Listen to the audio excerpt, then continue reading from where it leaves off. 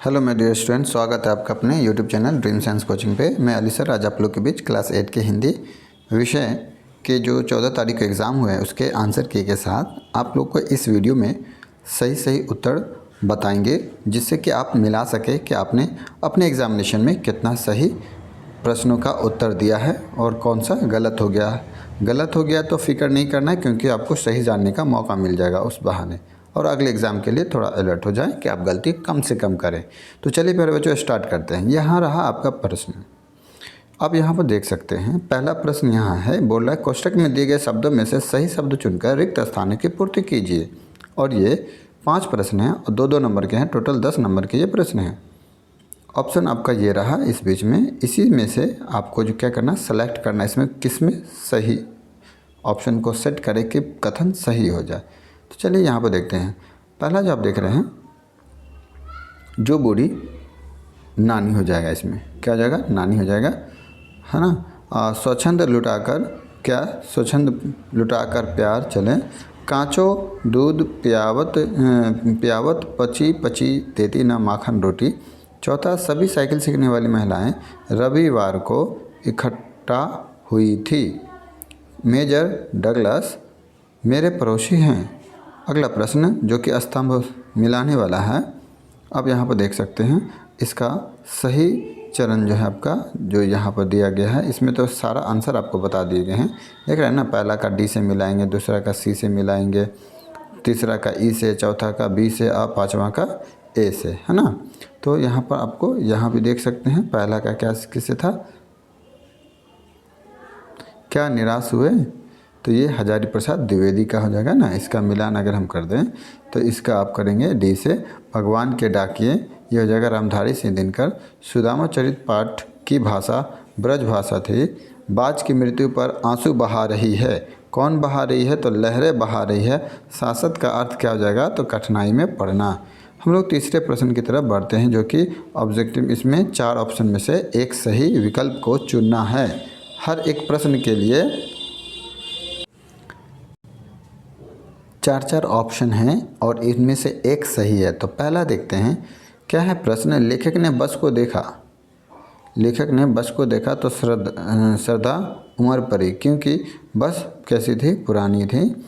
का हो गया, ख का हो जाएगा, बदलू मनिहार चूड़िया के बदले क्या लेता था, पैसा लेता था। साइकिल आंदोलन ने महिलाओं को क्या प्रदान किया, कमाई, आत्मविश्वास, आर्थिक निर्भरता, इनमें से सभी।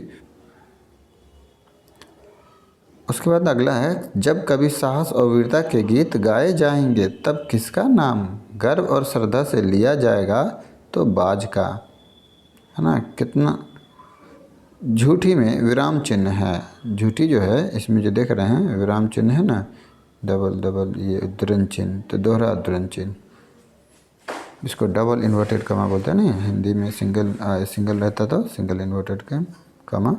चौथा प्रश्न है इसमें, जो कि 50 शब्दों में उत्तर देने हैं। तो आप लोग शब्द सीमा का ख्याल रखेंगे। बहुत सारे बच्चे इस पे फोकस नहीं करते, बस प्रश्न देखा उत्तर देना शुरू कर दिए। ये याद रखिए कि आपको 50 शब्दों में ही उत्तर देना है। आप 50 शब्द का मतलब क्या आपको बता देते हैं। जैसे ये पानी हो गया ना, ये एक शब्द हो गया, कहानी हो गया शब्द हो गया, ये हो गया शब्द हो गया, है ना। ये सब आपको शब्द, इस तरह से आपको 50 शब्दों में जवाब देना। और आप घर पे लिख के देख लीजिएगा कि कितने लाइन में आपका 50 शब्द पूरा था, उतना लाइन लिख लीजिए, बात खत्म। राउंड फिगर में 45 भी हो जाए तो चलेगा, 50-40 भी हो जाएगा तो चलेगा, ज़रूरी नहीं है कि 50 पूरा, लेकिन उसी के नियरेस्ट, ज़्यादा नहीं करना है, समय बर्बाद होगी। पहला प्रश्न इसमें आप देखेंगे ये दिख रहा है, दूसरा प्रश्न यह दिख रहा है, आप लोग पढ़ेंगे। पाँचवा प्रश्न ये दीर्घ उत्तरीय का ये है, जो कि 100 शब्दों में देना है। तो चलिए हम लोग इन प्रश्नों के उत्तर को देखते हैं। आप देख सकते हैं चौथा का जो पहला प्रश्न था कि मनुष्य के व्यवहार में ही दूसरों को विरोधी बना लेने वाले दोष होते हैं। यह भावार्थ कबीर की किस साखियों से इस दोहे से व्यक्त होती है। भावार्थ कबीर की साखियों के इस दोहे से व्यक्त होती है। पूछ रहा किस दोहे से, तो इस दोहे से ना। बुरा जो देखन में चला, बुरा ना मिलिया कोई, जो दिल खोजा आपना, मुझसे बुरा ना कोई। दूसरा, भगवान बुद्ध के उपदेशों को संग्रह करने का भार किसे सौंपा गया और क्यों। भगवान बुद्ध के उपदेशों को संग्रह करने का भार आनंद को सौंपा गया था, क्योंकि वे बुद्ध के अत्यंत निकट रहते थे और उनके उपदेशों को ध्यानपूर्वक सुनकर याद रखते थे। उसके बाद है 5वां, जो कि दीर्घ उत्तरीय 100 शब्दों वाला। पानी की कहानी आधार पर पानी के जन्म और जीवन यात्रा का वर्णन करें। ये बीच बीच में जो हमारे क्वेश्चन आंसर को बार बार सब कॉपी कर ले, इसलिए हमने बीच में लिख दिया है। आप इस चैनल को सब्सक्राइब भी कर सकते हैं और मेरा जो है इंस्टा आईडी भी है। तो ड्रीम साइंस इसी कोचिंग के ऐसे नाम से आप लिखेंगे, बस बीच में अंदर ऐसे स्पेस कर करके तो आपको मिल जाएगा, या फिर अली अंसारी करके भी करेंगे तो आपको मिल जाएगा, है ना। अली अंसारी करके भी लिखेंगे तो आपको मिल जाएगा, तो आप उसको भी फॉलो कर सकते हैं। उसमें भी एजुकेशनल वीडियो डाला रहता है, आप लोग उसको देख सकते हैं। थोड़ा सा कोचिंग की जो है ना मेमोरी चीज़ें जो रहती हैं, आप उसको फॉलो कर सकते हैं। चलिए आप यहाँ देखें, वो क्या है, पानी का जन्म समुद्र से होता है। सूर्य की गर्मी से समुद्र का जल भाप बनकर क्या होता है, ऊपर उठता है और बादलों का रूप ले लेता है। बादल हवा के साथ इधर उधर चलते हैं और ठंडे स्थानों पर वर्षा के रूप में बरसते हैं। यह पानी नदियों, झीलों और तालाबों में इकट्ठा होकर फिर समुद्र में मिल जाता है।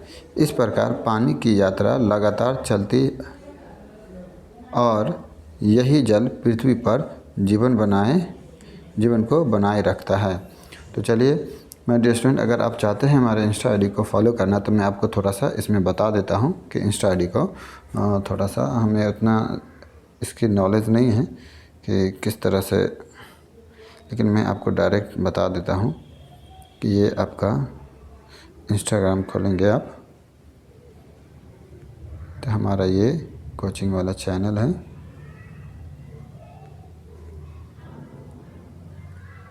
इस तरह का आपको फ़ोटो इस पे दिखेगा, बस आप देखेंगे ये फ़ोटो ही हमारा है ना, ये फ़ोटो देखेंगे, ये दिख रहा है, बस समझ जाइए वो मेरा आईडी है। चलिए ठीक है, तो फिर हम लोग मिलते हैं अगले वीडियो में। यहाँ तक जब तक के लिए बाय बाय। एग्ज़ाम के लिए बेस्ट ऑफ लक। चलिए, जय हिंद, जय भारत।